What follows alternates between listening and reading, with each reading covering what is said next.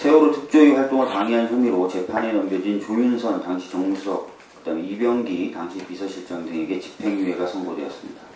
판결 선고를 듣고 재판장에서 세월호 가족분이 실신하시기까지 했는데 세월호 가족분들의 분노에 깊이 공감합니다. 조윤선 당시 정무수석의 경우 설립준비단의 내부 의사결정에 개입하기 위해 세월호 특별조사위 설립준비 추진경위 및 대응방안이라는 문건의 작성에 관여했고 해수부 자체 직제 예산안을 작성하여 세월호 특조위 부위원장 내정자에게 제공한 등의 행위를 했다는 점이 어제 판결에서 인정되었습니다.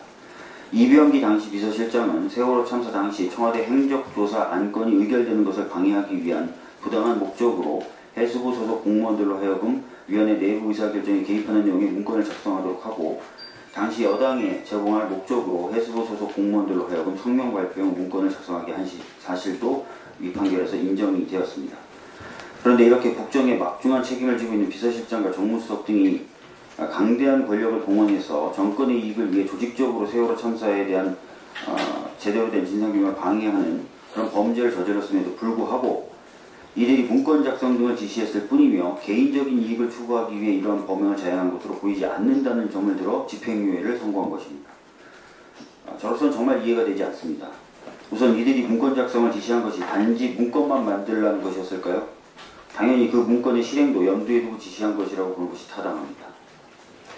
또한 정권의 이익을 위해 범죄를 저지른 것이지 개인적 이익을 위해 범죄를 저지른 것은 아니다라는 법원의 판단에 따른다면 앞으로는 정권을 위해 범죄를 저지른 정치인과 공무원들 모두 개인적 이익을 위한 것이 아니라 정권의 이익을 위해 범죄를 저지른 것이어서 유리한 정상찬작을 할 수 있다라는 것이 됩니다.